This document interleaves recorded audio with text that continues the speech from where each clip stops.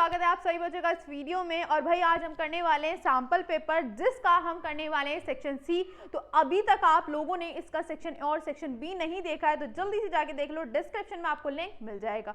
ठीक है, तो आज बारी है भाई सेक्शन सी को करने के। इसमें आपके पास टोटल कितने क्वेश्चन होते हैं? 26 से लेकर 31 तक आपके पास क्वेश्चन होते हैं और हर एक क्वेश्चन जो होता है भाई वो कितने मार्क्स का होता है? 3 मार्क्स का होता है। ठीक है, तो पूरी वीडियो को एंड तक देखना है। क्यों देखना है? क्योंकि हम यहाँ पे शॉर्ट ट्रिक की हेल्प से भी करने वाले हैं एंड लॉन्ग मेथड की भी हेल्प से करने वाले हैं, ताकि आप दोनों में ही परफेक्ट हो जाए। अगर इस तरह का क्वेश्चन एमसीक्यू में आ जाता है तो आप शॉर्ट ट्रिक से कैसे करेंगे? ठीक है, तो पूरी वीडियो को आपको एंड तक जरूर देखना है। तो चलिए स्टार्ट करते हैं बिना देरी करे। इसका पहला क्वेश्चन 26 क्वेश्चन। ठीक है, तो 26 क्वेश्चन आपसे क्या कहता है कि एक ट्राइंगल है, इन ट्राइंगल एक फिगर दी रखी है। ठीक है, E is the point on the side C B.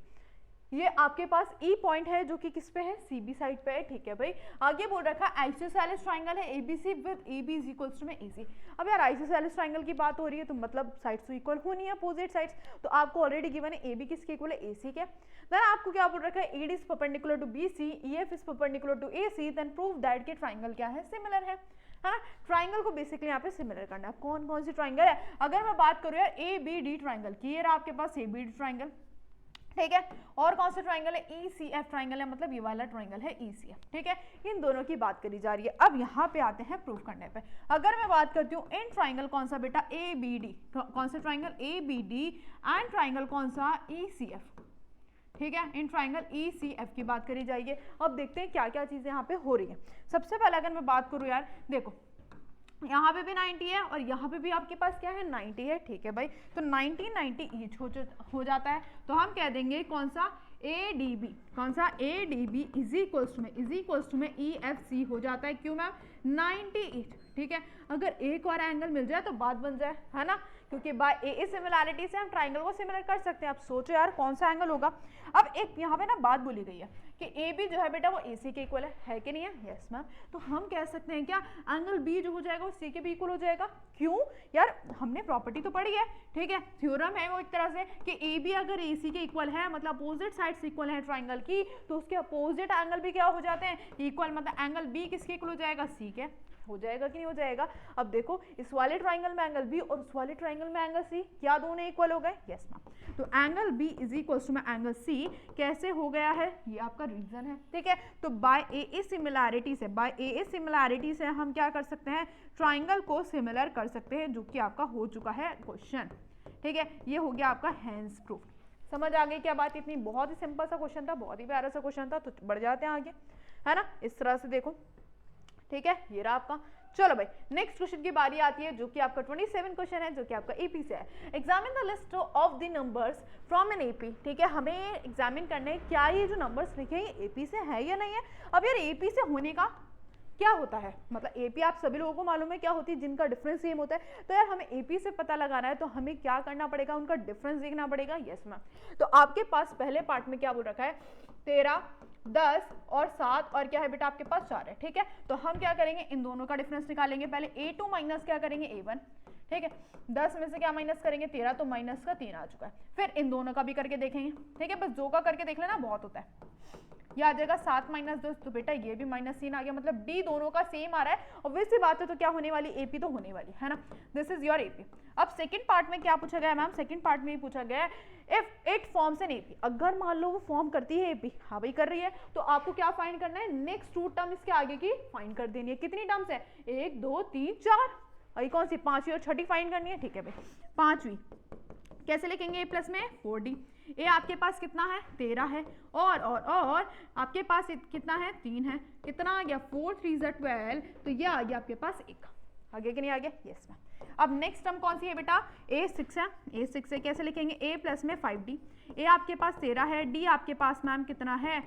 ये है आपके पास -3। ठीक है, समझ रहे हो बात को? बहुत ध्यान से देखते रहना। 5 3 से 15, ये आ गया -2। तो 1 और कितना आ गया बेटा? -2 आपके पास आ चुका है।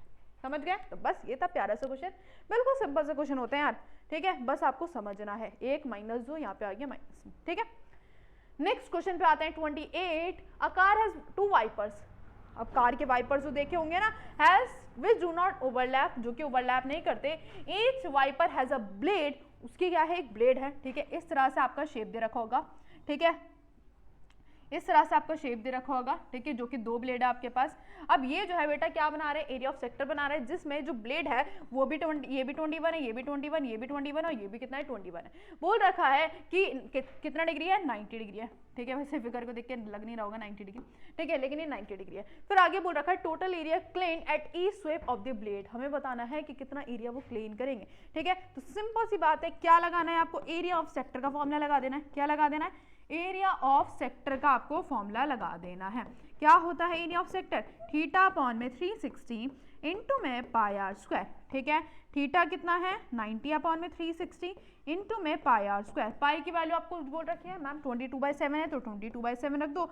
आ रहा है आपका 21 इंटू में कितना आ गया 21, 7 या 21, 0 से 0 गया, ये आ गया आपका 4, ठीक है, और काटो, ये आ गया 11, ये आ गया आपका 2, ठीक है। इन सबको मल्टीप्लाई करो, 21 इंटू में 3 इंटू में 11 अपॉन में कितना आ जाएगा 2 आ जाएगा। समझ रहे हो बात को, ठीक है। मैं आपको आंसर दिखा देती हूँ, ये रहा आपका आंसर 693। और एक और बात ध्यान रखना, क्योंकि दोनों ब्लेड का पूछा गया तो किससे कर दोगे, या तो दोनों का अलग अलग निकाल दो, लेकिन शॉर्ट तरीका समझना है ना, तो शॉर्ट तरीके समझने के लिए हम क्या कर देंगे, 2 से मल्टीप्लाई, तो इसको इससे काट दो, ये आ जाएगा मल्टीप्लाई करके आपका आंसर, ठीक है। और यूनिट लिखना बिल्कुल भी नहीं भूलना है मैम, ठीक है। समझ गए क्या बात को, 2 ब्लेड थे इसलिए हमने किससे मल्टीप्लाई कर दिया 2 से, ठीक। चलो इसको और वाले भी देख लेते हैं।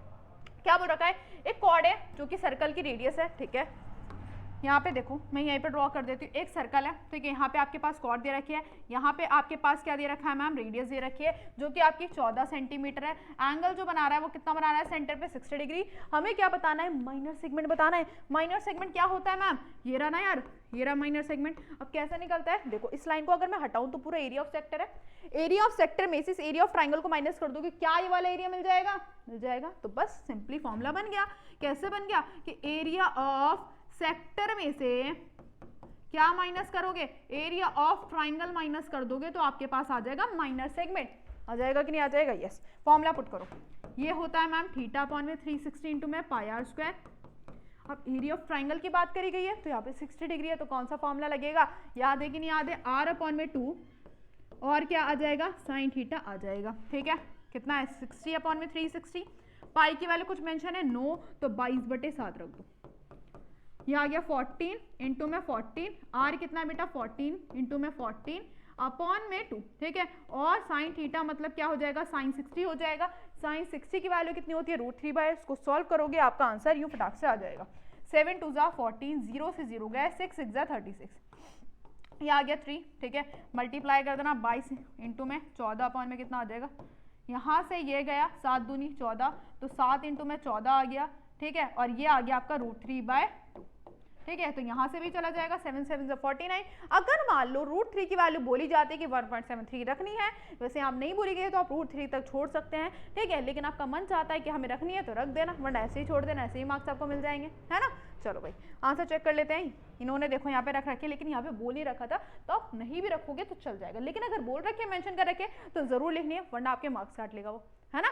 चलो नेक्स्ट क्वेश्चन में बढ़ जाते हैं 29 क्वेश्चन पे, जो कि आपका क्या कहता है, find the ratio in which y axis divide the line segment joining with the point. मतलब लाइन सेगमेंट की बात हो रही है, तो यहाँ पे लाइन सेगमेंट बना दो एक, है ना। यहाँ पे लाइन सेगमेंट बना दी, आपके पास कुछ पॉइंट है, ठीक है, कुछ पॉइंट है। यहाँ पे ए पॉइंट है 6, -4, बी पॉइंट है क्या है -2, -6। देखो यार रेशियो की बात हो रही है, रेशियो की बात हो रही है, तो कौन सा फॉर्मूला लगेगा, सेक्शन फॉर्मूला, ठीक है। वाई एक्सिस इनको किसी पॉइंट पे डिवाइड कर रहा है ना, तो यहाँ पे आपको रेशियो भी फाइंड करना है और वाई वाला पॉइंट भी फाइंड करना है। जब भी रेशियो मैम गिवन नहीं होते तो क्या मान के चलते हैं कि रेशियो 1। फॉर्मूला लगाओ, यहाँ पे मान लेते हैं सी 0, y है mx2 प्लस mx1 अपॉन में क्या आ गया m+n, यहाँ पे n आएगा ना, ठीक है बेटा, यस मैम। अब जहाँ जहाँ x है वहाँ वहाँ y पुट कर दो, my2 प्लस ny1 अपॉन में क्या आ गया मैम m+n आ गया। अब तो बस यार वैल्यूज पुट करने का काम है और हमारा आंसर ही फटाक से आ जाएगा। m आपके पास k है, x2 आपके पास -2 है, n आपके पास मैम 1 है, x आपके पास this 1 है, ठीक है। फिर आ गया k+1, ठीक है। फिर आ गया हमारे पास k y2, n कितना है 1 है, और ये आ गया -4, ये आ गया k+1। एक एक करके दोनों कोऑर्डिनेट्स को इक्वल कर दो, x वाले को भी और y वाले को भी। सबसे पहले कौन सा रखें, पहले मैं x वाला रख देती हूँ, है ना। x वाले कोऑर्डिनेट को रखती हूँ, ये आ गया -2k, 6 1 ज़ा 6, k प्लस में 1। जब ये डिवाइड में ऊपर जाएगा मल्टीप्लाई होगा, 0 से किसी की भी मल्टीप्लाई हमेशा क्या आता है 0। तो यहाँ पे आ गया 0 माइनस 2k प्लस का 6, माइनस 2k इधर आ गया प्लस का हो जाएगा। यहाँ से काटोगे तो k की वैल्यू बेटा कितनी आ गई 3 आ गई, मतलब रेशियो आपके पास सिंपली आ गया है 3:1। ठीक, चलो अब y को इक्वल करते हैं। y को इक्वल करने का काम करते हैं यार। हाउ, -7k माइनस का 4k प्लस 1। क्या यार हम k की वैल्यू रख सकते हैं, क्योंकि वैल्यू तो आ चुकी है, तो रख दो। यह आ जाएगा माइनस का 7 इंटू में 3 माइनस 4 प्लस 3 अपॉन में 1। 7 क्या 21 होता है, माइनस 4, 3 और 1 4 होता है। यह आ गया -25 अपॉन में 4 क्या आ गया, y की वैल्यू आ गई। क्या यही आ रही, एक बार हम चेक कर लेते हैं। ठीक है, वैसे सही है। तो आपके पास इंटरसेक्शन पॉइंट्स भी आ गए, ठीक है, और आपके पास रेशियोज भी आ चुके हैं। क्लियर है बेटा? Yes ma'am. एक बार हम चेक कर लेते हैं, जो कि बिल्कुल बिल्कुल सही है ना। चलो नेक्स्ट क्वेश्चन देखते हैं 30 है ना। Single through of a pair of different dice, what is the probability of getting. ठीक है भाई, आपके पास पेयर ऑफ डिफरेंट डाइस है, ठीक है, अलग अलग उछाले गए। सिंगल थ्रू का मतलब है एक करके एक उछाले गए, लेकिन 2 उछाले गए क्योंकि यहाँ पे पेयर बोल रखा है, तो इसलिए कंफ्यूज नहीं होना। अब प्राइम नंबर और ईच डाई, प्राइम नंबर आना चाहिए हर डाई पे। अब प्राइम नंबर क्या क्या होते हैं यार, आप सभी लोगों को पता है, जो अपनी टेबल से, मतलब जिसके 2 फैक्टर होते हैं, अपनी टेबल से और किससे होता है 1 से होता है। तो चलो भाई पहला काम करते हैं। सबसे पहले देखते हैं क्या क्या होने वाला है। 2 2 हो जाएगा मैम, 3 3 हो जाएगा मैम, 5 5 हो जाएगा ma'am, and anything else no. Same same तो कुछ नहीं होने वाला, ठीक है। ये हो जाएगा आपका 2 3, 3 2 हो जाएगा मैम, ठीक है। 2 5 हो जाएगा, 5 2 हो जाएगा, ठीक है। 5 3 हो जाएगा और 3 5 हो जाएगा। और कुछ है क्या बेटा? 1 इंक्लूड मत करना, मुझे मालूम है बहुत सारे बच्चे 1 भी सोच रहे होंगे, लेकिन 1 प्राइम नंबर नहीं है, ठीक है। 1 2 3 4 5 6 7 8 9, 9 हो गए? यस मैम हो गए। चलो भाई, तो 9 अपॉन में कितने होते हैं 36, तो ये आ गया 1/4, समझ गए। चलो next part, a total of 9 और 11। टोटल ऑफ 9 और 11 का मतलब है कि जो सम आएगा ना वो 9 भी आएगा और 11 भी आएगा, मतलब दोनों ही लेने। तो बताओ, सोचो सोचो जल्दी जल्दी से। 4 5 हो जाएगा मैम, 5 4 हो जाएगा मैम, है ना, और 6 और 3 हो जाएगा, ठीक है, और 3 और 6 हो जाएगा, ठीक है। और सोचो और सोचो और सोचो, 11 के लिए क्या होगा, 5 और 6 होगा, और 6 और क्या होगा 5 होगा। हो गया बस, 1 2 3 4 5 और 6, तो भाई आ गया 6 अपॉन में 36। तो कितना आ गया 1/2 आ गया, सॉरी 1 कितना आ गया 6 आ गया, 1/6 आ गया। ठीक, एक बारी मैं चेक कर लेते हैं 1/4, ठीक है, लेकिन प्रॉपर तरीके से लिखना है। ऐसे ही आपको प्रॉपर तरीके से लिख के दिखाना है कि total possible cases when 2 dice are thrown, ठीक है। फेवरेबल केसेस इतने थे, या आप सबको लिख के दिखाना पड़ेगा कि क्या हमारे पास कौन कौन सी चीजें आई थी, है ना। कभी आप सीधे 9 लिख के आ जाओ और बस बात खत्म हो गई, ऐसा नहीं करके आना। 3 नंबर का क्वेश्चन है, यानी 1 नंबर का क्वेश्चन नहीं है, तो पूरा प्रॉपर करके दिखाना। सीधा अगर आप डायरेक्टली ये आंसर लिख के आओगे, यार मार्क्स कटेंगे ही कटेंगे। ये मत सोचना कि हाँ हमने तो सही करा, लेकिन यार तुमने प्रेजेंटेशन अच्छी नहीं करी है। प्रेजेंटेशन के ही मार्क्स, ये जो 3 नंबर का क्वेश्चन दिया है ना, ये प्रेजेंटेशन के ही मार्क्स है यहाँ पे, आंसर की नहीं है यहाँ पे। ये तो ये 1 नंबर में भी आ सकता था, सीधा तुम्हें 1 पार्ट दे देगा, ये तुम्हें 1 पार्ट दे देगा, कर दो ये 1 मार्क में, फिर तुम डायरेक्टली आंसर लिख के आना। लेकिन 3 नंबर का क्वेश्चन है, ठीक है, तो इसलिए प्रेजेंटेशन जरूरी। चलो ये हो गया, इस तरह से ऐसे ये भी आ जाएगा, ठीक है। चलो next question and the last question of section C, देखते हैं क्या बोलता है। Prove that the tangent of 2 drawn upon from an external point. यार ये तो बिल्कुल यार सिंपल सा क्वेश्चन है, ये तो थ्योरम है, बार बार बोलती आ रही हूँ, थ्योरम को अच्छी तरीके से कर लो, बहुत बारी पेपर को देखने में, मतलब पेपर में देखने को मिलती है। आज कुछ जबान हो रही है।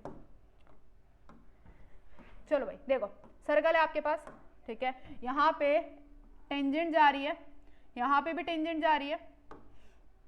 हमें प्रूव करना है कि दोनों की दोनों टेंजेंट जो है बेटा वो क्या है, इक्वल है। यहाँ पे क्या है P है, यहाँ पे A है, यहाँ पे क्या है B है। दिस इज योर सेंटर, ठीक है, यहाँ पे हमने ऐसे से ड्रॉ कर दिया है, ठीक है, ऐसे से ड्रॉ कर दिया है। अब देखो ध्यान से, प्रूव क्या करना है वो मैं आपको यहाँ पे लिख के दिखा देती हूँ। हमें ये प्रूव करना है कि जो AP है वो किसके इक्वल है मैम, BP के इक्वल है, ठीक है। कि एक्सटर्नल पॉइंट से 2 टेंजेंट पास होती है, दोनों की दोनों इक्वल होती है कि नहीं होती। यस, ये हमें प्रूव करके दिखाना है। बहुत ध्यान से सुनो, बहुत ध्यान से सुनना, बहुत बारी प्रूव आता है। अब ये आपका सेंटर था, ठीक है, मैं इसको लाइन को ज्वाइन कर देती हूँ, कर दिया।